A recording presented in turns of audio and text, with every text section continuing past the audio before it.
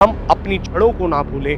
हमारी जड़ें कृषि से जुड़ी हैं और अपनी इन जड़ों को अगर हम मजबूत कर लेते हैं तो आने वाला जो अवसर है वो बहुत सुनहरा और बहुत ही बेहतरीन होने वाला है।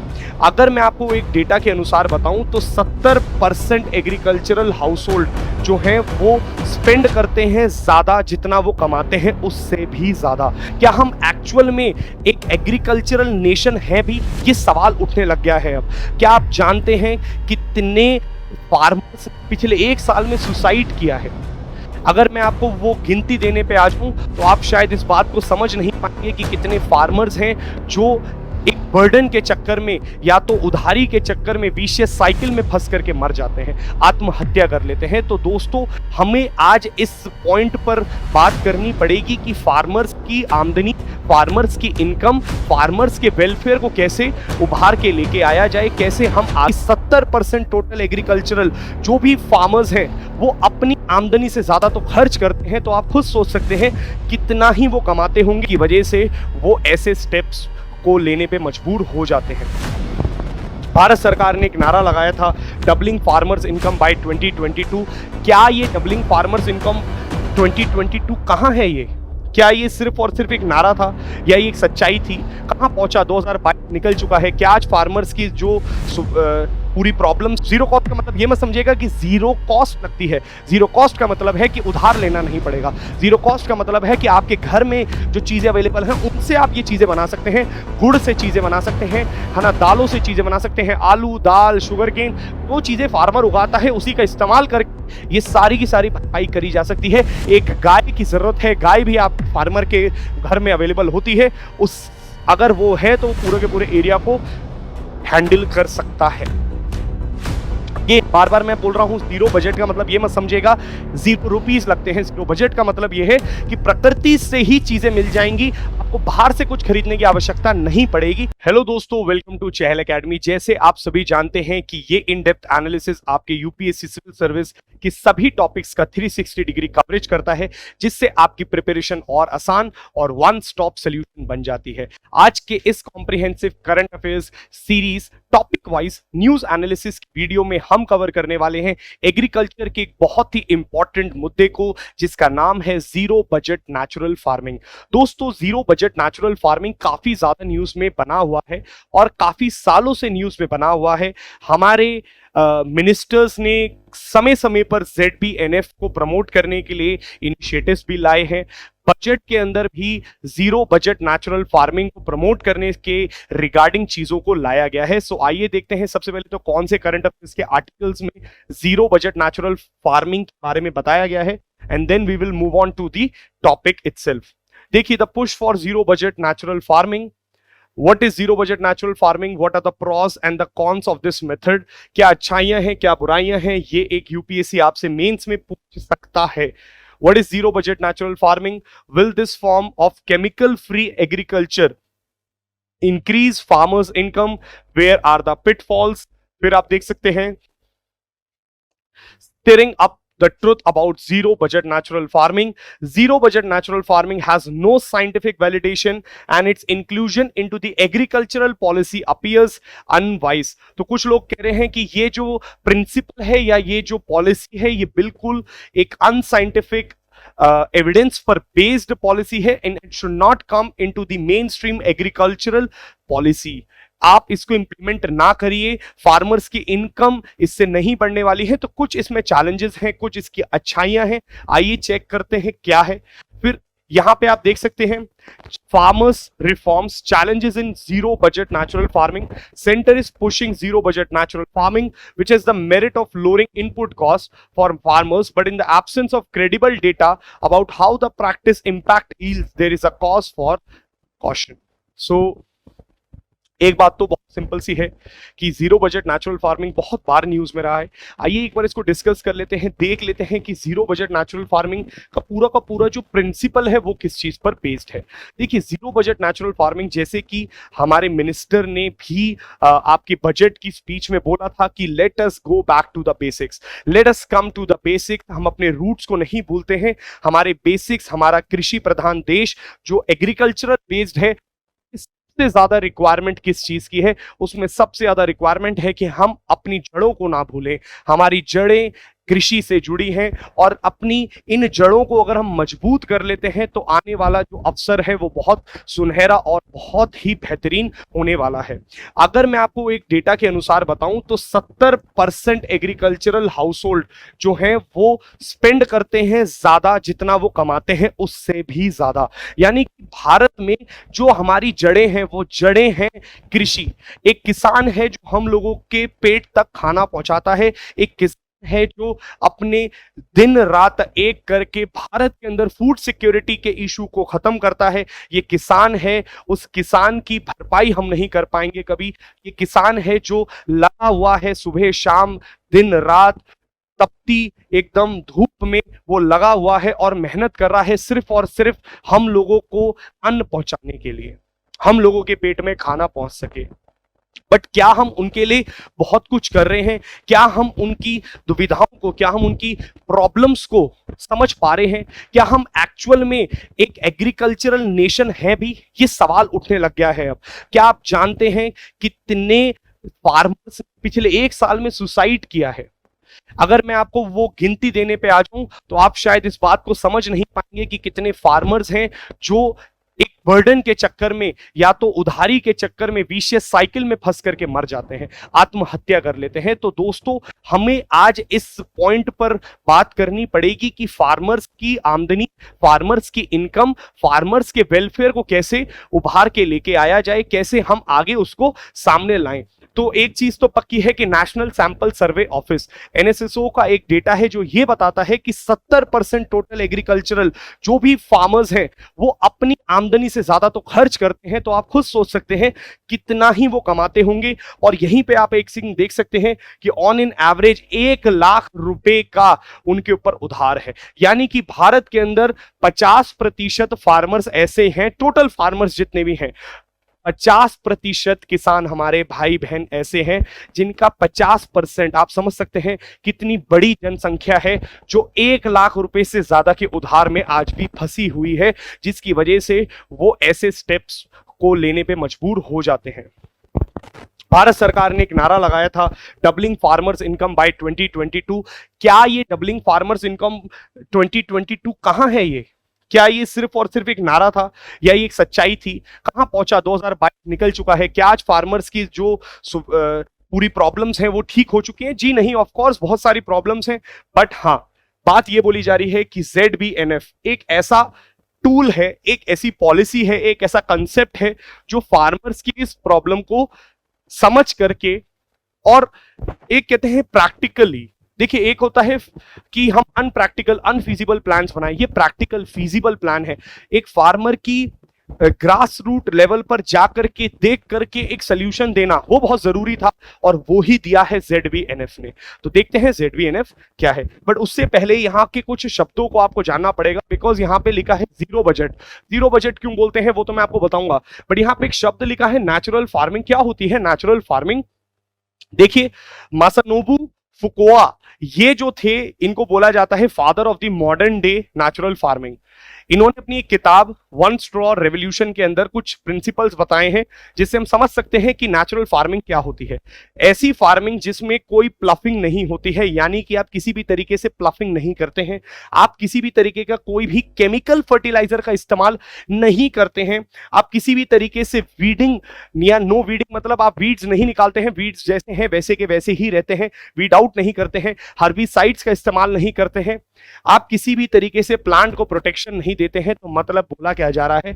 आप मुझे एक चीज का जवाब दीजिए, तब आपको समझ में आएगा कि नेचुरल फार्मिंग होती क्या है। आप एक जंगल में जाइए और जंगल में एक घने पेड़ को चाक करके चेक करिए, उसका पत्ता तोड़ करके एक रिसर्च हुई और पता चला कि उस पत्ते के अंदर नाइट्रोजन, फॉस्फेट, कैल्शियम जितने भी important micro macro nutrients available होनी चाहिए वो सबके सब है, इवन मॉइस्चर कंटेंट भी वहां पे मौजूद था। तो सवाल ये उठा, साइंटिस्ट को ये चीज समझ में नहीं आई कि यार इसको तो कोई फर्टिलाइजर भी नहीं डाला गया, इसको तो नाइट्रोजन की अवेलेबिलिटी नहीं कराई गई, कोई फर्टिलाइजर NPK नहीं डाला गया, ये इतना हरा भरा और इतने फल लगे हैं, इतना विशाल है, ऐसा क्यों? कोई ह्यूमन इंटरफेरेंस तो थी नहीं, कोई ह्यूमन इंटरफेरेंस नाम की कोई चीज नहीं थी। कौन जंगल में ह्यूमंस हैं जो वहां पे पानी डालते हैं, कि डेली जाकर के इरिगेशन देते हैं? Nobody was there, but still the plant, the tree was there. इसका मतलब यह है कि नेचर के अंदर, प्रकृति के अंदर इतनी सक्षमता है कि वो अपने आप से सिस्टम्स को रेगुलेट कर सकती है। इस इकोसिस्टम को, इस पर्यावरण के अंदर जो भी पेड़ पौधे हैं उसको मेंटेन कर सकती है, चला सकती है। कोई व्यक्ति या कोई भी पर्सन उस जंगल में नहीं है, बट स्टिल वहां पे पेड़ पौधे घने हैं, उभरते हुए हैं। तो इसका मतलब हम यहां से ये चीज समझ सकते हैं कि नेचर के पास ये ताकत है, हमारे इंटरवेंशन के बिना भी पेड़ अच्छे से रहते हैं। कौन व्यक्ति है जो वहां पे जाता है और उस खरपतवार को डाल के या फिर वीड्स को निकालता है? कौन व्यक्ति है जो वहां पर पे सॉइल में जाकर के एनपीके डालता है? कोई भी नहीं है, बट स्टिल वो पेड़ एकदम हरा भरा है। यहीं से फार्मर्स को आइडिया आने लगा, कुछ साइंटिस्ट को आइडिया आने लगा और बोला नेचुरल फार्मिंग। देखिए, natural farming versus organic farming आपको पता होनी बहुत जरूरी है। ऑर्गेनिक फार्मिंग का मतलब क्या है? देखिए, सबसे पहले तो कॉमन फार्मिंग की बात करते हैं। इस कॉमन फार्मिंग में genetically modified crops, hybrid seeds, chemicals, fertilizers, pesticide, insecticide, सब चीज का इस्तेमाल होता है। वो था हमारा नॉर्मल ट्रेडिशन जो चलता आ रहा है। फिर आया ऑर्गेनिक फार्मिंग। ऑर्गेनिक फार्मिंग का मतलब क्या है? You will not use chemical fertilizers. आप केमिकल फर्टिलाइजर्स का इस्तेमाल नहीं करेंगे, आप नेचुरल चीजों से बना हुआ फर्टिलाइजर लेंगे। जैसे अगर मैं आपसे बोलूं मैन्योर्स डालेंगे, आप काउ डंग से बनी हुई चीजें डालेंगे, आप वर्मी कंपोस्ट करेंगे, उन चीजों का इस्तेमाल करेंगे, वो है organic farming. But organic farming में स्टिल ह्यूमन इंटरवेंशन है, वहां पे प्लफिंग होती है, वहां पे भी हर्बिसाइड डलता है। बट वो हर्बिसाइड कैसा होता है? नीम से बना हुआ हर्बिसाइड, वो केमिकल्स वाला हर्बिसाइड नहीं। बस केमिकल्स का इस्तेमाल नहीं होता तो वो ऑर्गेनिक चीज बन जाती है, और अगर इंसान का इस्तेमाल नहीं होता तो वो चीज नेचुरल बन जाती है। यानी नेचुरल फार्मिंग और ऑर्गेनिक फार्मिंग में एक बहुत बड़ा डिफरेंस है कि यहां पर आप इंटरवेंशन किस मामले में नहीं करते हैं? केमिकल्स के मामले में। नेचुरल फार्मिंग में ह्यूमन इंटरवेंशन नहीं होता है, नेचर अपने हिसाब से रेगुलेट करता है, नेचर अपने हिसाब से चीजों को चलाता है। उसी को नेचुरल फार्मिंग का मेथड बोला जाता है। देखिए, क्या है ये पूरा का पूरा ZBNF का प्रिंसिपल? वो बोलते हैं कि raising crops without using any fertilisers and pesticides और any other external materials. In simple words एक बात समझ लीजिए, ZBNF जो zero budget natural farming principle है, वो ये बोलता है कि भैया कुछ भी बाहर से खरीदने की आवश्यकता ही नहीं है। यानी कि बाहर से आपको कुछ भी परचेज करना नहीं पड़ेगा, चाहे वो फर्टिलाइजर हो, चाहे वो केमिकल्स हो, चाहे कुछ भी हो। क्यों? क्योंकि ये जिस व्यक्ति ने ये कंसेप्ट दिया है उनका नाम है सुभाष पालेकर। सुभाष पालेकर जी ऑल्टरनेटिव लेके आए ग्रीन रेवोल्यूशन के अगेंस्ट। देखिए, ग्रीन रेवोल्यूशन में आप जानते हैं हाई यील्ड वेराइटीज और भयंकर माध्यम से फर्टिलाइजर्स और इंसेक्टिसाइड्स, पेस्टिसाइड्स का इस्तेमाल हुआ। उन्होंने कहा इसने हमारे शरीर को, हमारे इकोसिस्टम को, हमारी सॉइल को खत्म कर दिया है। फार्मर्स इससे डिग्रेड हो रहे हैं क्योंकि वो जो सॉइल है वो बारन बन जाती है, कुछ समय बाद बंजर हो जाती है। अगर हम लोग ZBNF के मेथड को प्रमोट करें, क्योंकि इन्हीं यही रचनक माने जाते हैं या फिर जनक माने जाते हैं ZBNF के टेक्नोलॉजी के, तो वो बोलते हैं कि भाई अगर आप ये प्रिंसिपल पर चलोगे ना तो एक बात तो पक्की है, क्या कि जीरो कॉस्ट लगेगी, यानी कि कुछ भी खरीदने की आवश्यकता नहीं पड़ेगी। अब जीरो कॉस्ट बार बार इसलिए बोल रहे हैं बिकॉज जो भी चीजें हैं वो एनवायरमेंट में आपके पास अवेलेबल है। जीरो कॉस्ट का मतलब ये मत समझिएगा कि जीरो कॉस्ट लगती है। जीरो कॉस्ट का मतलब है कि उधार लेना नहीं पड़ेगा। जीरो कॉस्ट का मतलब है कि आपके घर में जो चीजें अवेलेबल हैं उनसे आप ये चीजें बना सकते हैं। गुड़ से चीजें बना सकते हैं, है ना, दालों से चीजें बना सकते हैं, आलू, दाल, शुगर केन, जो चीजें फार्मर उगाता है उसी का इस्तेमाल करके ये सारी की सारी भरपाई करी जा सकती है। एक गाय की जरूरत है, गाय भी आप फार्मर के घर में अवेलेबल होती है। उस अगर वो है तो पूरे के पूरे एरिया को हैंडल कर सकता है। ये बार बार मैं बोल रहा हूं, जीरो बजट का मतलब ये मत समझेगा ₹0 लगते हैं। जीरो बजट का मतलब ये है कि प्रकृति से ही चीजें मिल जाएंगी, आपको बाहर से कुछ खरीदने की आवश्यकता नहीं पड़ेगी। सीड्स, फर्टिलाइजर्स ये खरीदने की आवश्यकता नहीं पड़ेगी। कुछ लोग कहते हैं कि इस मेथोडोलॉजी में सीड्स तो खरीदने ही पड़ेंगे, सीड्स का तो कॉस्ट आएगा ही आएगा। तो एज पर सुभाष पालेकर जी वो ये बोलते हैं कि भाई सीड्स हम कौन से वाले ले रहे हैं? जैविक सीड्स ले रहे हैं। हम लोग हाइब्रिड या जेनेटिकली मॉडिफाइड क्रॉप्स की बात ही नहीं कर रहे हैं। हम लोग वो जो बाहर की फॉरेनर सीड्स हैं उनकी बात नहीं कर रहे हैं। We are not talking about that, we are talking about the जैविक सीड्स, यानी कि वो सीड जो लोकल वेराइटी भारत के अंदर फार्मर्स के पास अवेलेबल है, कल्टीवर्स, उनकी बात करी जा रही है, और वो तो फार्मर्स के पास इजीली अवेलेबल होती ही है। चलिए, सुभाष पालेकर जी को कृषि का ऋषि भी बोला जाता है। चलिए नेक्स्ट बात करते हैं प्रिंसिपल ऑफ ZBNF, यानी कि किन सिद्धांतों पर पूरा का पूरा ZBNF चलता है। तो नो एक्सटर्नल इनपुट्स, आपको पता है बाहर से कुछ लाने की जरूरत नहीं है। लोकल सीड्स का इस्तेमाल होता है, लोकल वेराइटीज का इस्तेमाल होता है, नो हाइब्रिड और जेनेटिकली मॉडिफाइड, ये याद रखिएगा, नो हाइब्रिड और GM। माइक्रोबियल सीड ट्रीटमेंट, यानी कि इस सीड के ऊपर माइक्रोब्स का एक पूरा का पूरा एक्वस सोल्यूशन डाला जाएगा, सीड का ट्रीटमेंट करा जाएगा। माइक्रोबियल इनकोलेट फॉर सॉइल हेल्थ, यानी माइक्रोब्स का इस्तेमाल करा जाएगा सॉइल की हेल्थ को प्रमोट करने के लिए। मिक्स्ड क्रॉपिंग के पैटर्न को, इंटर क्रॉपिंग के पैटर्न्स को काम करवाया जाएगा। 5 लेयर का प्रिंसिपल है, अभी मैं आपको बताऊंगा दिखाऊंगा क्या है वो 5 लेयर का प्रिंसिपल जो सुभाष पालेकर जी के द्वारा दिया गया है, परंतु मिक्स्ड क्रॉपिंग का पैटर्न भी इसमें अवेलेबल है। Integration of trees into farms, यानी कि क्या बोला जा रहा है, ट्रीज और फार्म्स दोनों एक साथ जोड़े जाएंगे। अभी हम देखेंगे किस तरीके से जोड़े जाएंगे। इंटीग्रेशन ऑफ लाइफ स्टॉक, यानी कि वो बोलते हैं कि वो साइड में आप लाइफ स्टॉक भी करेंगे, सिर्फ आप एग्रीकल्चर पे काम नहीं करेंगे। सुभाष पालेकर जी के द्वारा एलाइड एग्रीकल्चर को प्रमोट करा जाता है, स्पेशली ऑफ नेटिव ब्रीड्स, यानी यहां पे नेटिव ब्रीड्स की जो आपकी स्पीशीज हैं उनको प्रमोट करा जाए फॉर काउ डंक and cow urine.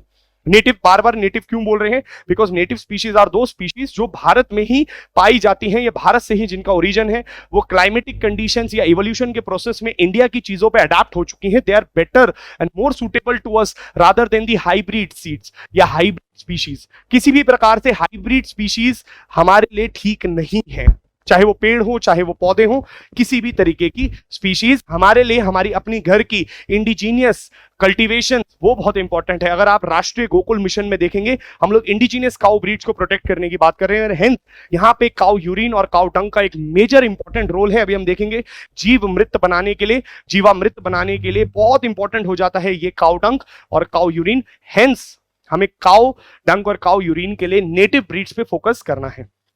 Water and moisture conservation करना है, ये इसका सिद्धांत है। सबसे पहले तो देख लेते हैं 5 लेयर का मॉडल क्या है। देखिए 5 लेयर का मॉडल क्या है, सिंपल 5 लेयर का मॉडल वो कहते हैं कि 5 तरीके के पेड़ लगा सकते हैं आप इस पूरे एरिया में। 5 तरीके के पेड़ लगाइए, बस 36 बाय 36 का गैप होना चाहिए एज पर हिम, वो 36 बाय 36 का गैप रखिए और 5 बाय 5 पेड़ लगाइए अलग अलग डेंसिटी के अलग अलग एरिया में। तो एक ही एरिया में 5 लेयर्स लगा सकते हैं एंड इट डिपेंड्स, वो कहते हैं सनलाइट के लिए अलग अलग पेड़ अलग अलग हाइट पे कंपीट करते हैं तो कभी कोई इशू आएगा नहीं और ये आपस में को एग्जिस्ट करते हैं। एक बहुत इंपॉर्टेंट प्रिंसिपल है ZBNF का, एज पर सुभाष पालेकर, वो कहते हैं ये जो कंसेप्ट है ना कि कंपटीशन में आ जाएंगी स्पीशीज अगर एक दूसरे के पास हुई, ऐसा नहीं है।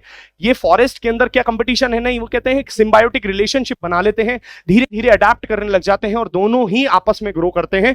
It is a mutualism, not a competition type of population interaction.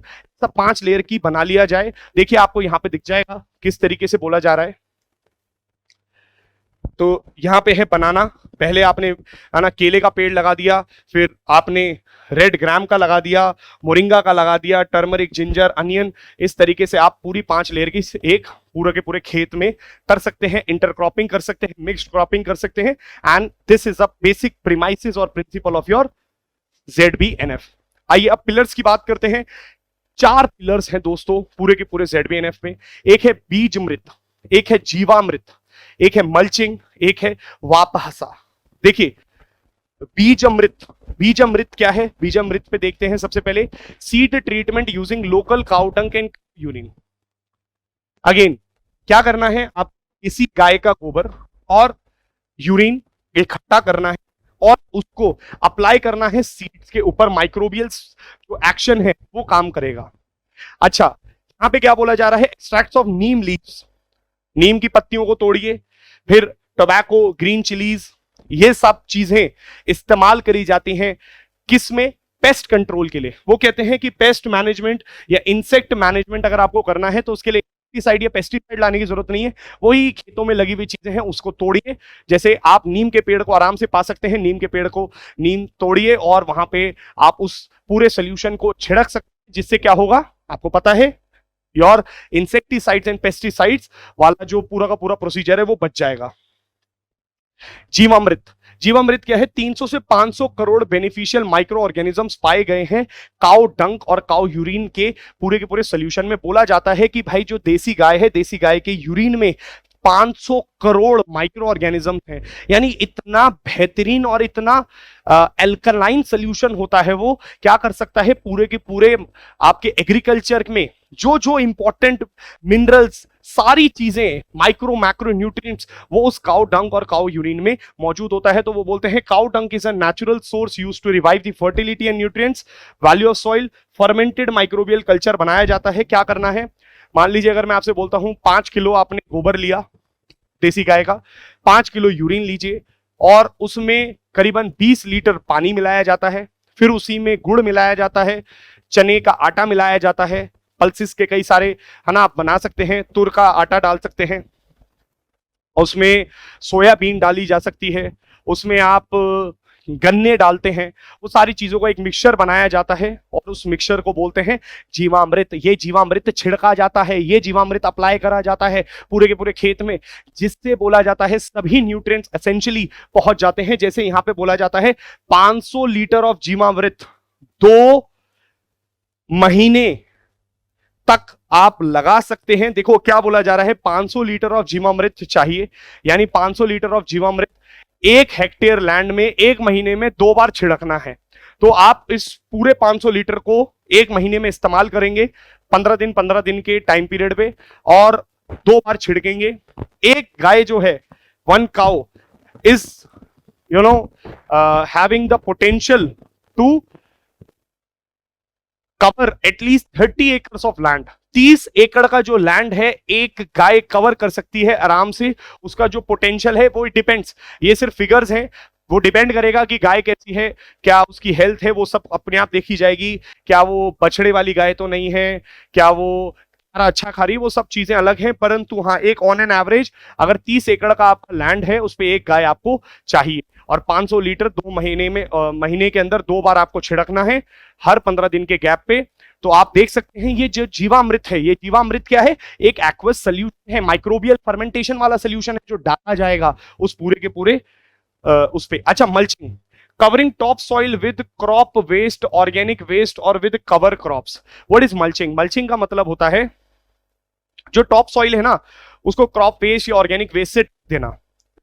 Mulching material decomposes and produces humus which conserve top soil, increases water retention, decreases evaporation loss, control weed growth। तो वो बोलते हैं कि मल्चिंग इस तरीके से करी जाए जिससे कि पर्टिकुलर फोकस मिले। किस चीज पे फोकस मिले कि आप इसका ये प्रिंसिपल अप्लाई करते हैं अगर, तो यहां पे टॉप सॉइल जो है वो काफी ज्यादा न्यूट्रिएंट रिच बन सकती है। And last is your waaphasa, that is soil aeration, यानी कि सॉइल में गैप्स होने चाहिए। सॉइल को आप अच्छे से एक तरीके से इस तरीके से हो जिसमें हवा पास हो सके, एरेटेड रहे, तो वो अपोज करते हैं the use of vermi compost. याद रखिएगा, सुभाष पालेकर के अकॉर्डिंग वर्मी कंपोस्ट बिल्कुल ठीक नहीं है। वो बोलते हैं वर्मी कंपोस्ट तो और डेडली है। अगर आप केमिकल्स ले रहे हैं तो वहां तक भी ठीक है, वर्मी कंपोस्ट वाली कभी भी कोई भी चीज ना लें। क्यों? क्योंकि वर्मी कंपोस्ट एक्चुअल में प्रॉब्लम ज्यादा क्रिएट कर रहा है। एक्सोटिक स्पीशीज ज्यादा है वर्मी कंपोस्ट में, नेटिव नहीं है। And he introduces the most common worm जिसको बोलते हैं यूरोपियन रेड विगलर। तो यूरोपियन रेड विगलर इसके लिए लाते हैं। बट हाँ जी, एक बात याद रखिएगा, he opposes the use of vermi compost and this is waaphasa. ZBNF का क्रॉपिंग मॉडल आपको पता है, पॉली क्रॉप्स लगाएंगे, शॉर्ट ड्यूरेशन क्रॉप्स भी लगाएंगे, लॉन्ग ड्यूरेशन क्रॉप्स भी लगाएंगे, एक साथ लगाएंगे। लंबे ड्यूरेशन की क्रॉप्स मान लो 6 या 7 महीने में पकती हैं, तो शॉर्ट ड्यूरेशन की क्रॉप्स 3 महीने में हो जाएंगी रेडी। उससे आप कवर कर सकते हैं अपनी लॉन्ग ड्यूरेशन की क्रॉप्स को। ऐसा ZBNF की टेक्नोलॉजी या प्रिंसिपल बात करता है। अब कुछ इनिशिएटिव्स देख लीजिए, सरकार लाई है परंपरागत कृषि विकास योजना, राष्ट्रीय कृषि विकास योजना, या आंध्र प्रदेश जो फर्स्ट स्टेट बनने वाला है 100% नेचुरल फार्मिंग करने वाला है 2024 तक। एक मैं सेपरेट वीडियो बनाऊंगा किसके ऊपर, ऑर्गेनिक फार्मिंग के ऊपर, नेचुरल फार्मिंग के ऊपर सारे इनिशिएटिव्स लेके आएंगे। उसमें हम लोग हर तरीके की स्कीम मैं आपको कवर करूंगा। उसमें ये सारी स्कीम्स कवर होंगी, परंपरागत हो, राष्ट्रीय हो, ये सारी स्कीम्स मैं आपको कवर कराऊंगा। लार्ज एरिया सर्टिफिकेशन हो, सारी स्कीम्स इसमें कवर होंगी।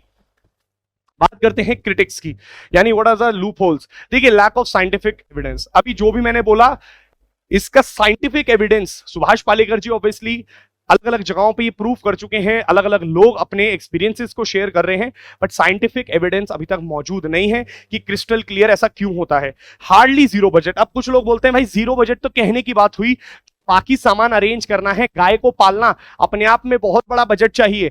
गाय को या लाइव स्टॉक पालने के लिए तो बजट की आवश्यकता है, तो आप कैसे कह सकते हो जीरो बजट है। अदर कॉस्ट जो है वो बहुत ज्यादा है, जैसे इंप्यूटेड लेबर, लेबर की कॉस्ट तो लगा ही नहीं, रेंट ऑफ लैंड भैया किराया तो देना पड़ता है, मेंटेनिंग काउज, ये सारे खर्चे भी तो है, अदर कॉस्ट भी तो है, सीड्स के खर्चे भी तो हैं। तो वो बोलते हैं खर्चे, जीरो बजट सिर्फ नाम का है। नेक्स्ट देखिए, इंडियन सॉइल जो है वो बोलते हैं बहुत ज्यादा पुअर है। आप जो बोलते हैं नेचुरल फार्मिंग अच्छा है, नेचुरल फार्मिंग में कुछ भी ऐड करने की जरूरत नहीं है, बिल्कुल अच्छी बात है, बट भारत की जो सॉइल्स हैं ऐसा बोला जाता है कि it is poor in organic content. 59% nitrogen की कमी है, 49% फॉस्फोरस की कमी है। इसको पूरा करने के लिए तो हमें फर्टिलाइजर या किसी ना किसी आर्टिफिशियल सोर्स का इस्तेमाल करना पड़ेगा। जब हम करेंगे तो वो नेचुरल फार्मिंग कैसा रहा, इसका मतलब कहीं ना कहीं क्रिटिक्स के ऊपर जो क्रिटिक्स हैं कुछ ना कुछ लॉपसाइडेड ये एक अप्रोच है, इसमें कई सारे लूप होल्स मौजूद हैं, उनको ही तो कवर करने के लिए आप ZBNF जैसी टेक्नोलॉजी को या ZBNF जैसी पॉलिसी को बार बार क्वेश्चन उठाते हैं। तो we need to counter both. अगर कल को मेंस का क्वेश्चन आ जाता है, ZBNF is a set of farming methods that involve zero credit for agriculture and no use of chemical fertilizers, critically analyse 250 शब्दों में आप अच्छाइयां भी बताइए, बुराइयां भी बताइए, और कुछ स्कीम्स बताइए जो सरकार चला रही है। उसके बाद एक वे फॉरवर्ड दीजिए कि ऑब्वियसली ये यूज होना चाहिए, but more scientific data needs to be there, कुछ रिसर्च होने की आवश्यकता है, क्योंकि ऐसे ही कोई भी इसको अडॉप्ट या अडेप्ट नहीं करेगा। So I hope दोस्तों this was a useful video. I'll be back with another video with 360 degree analysis. Till then, thank you so much. See you again.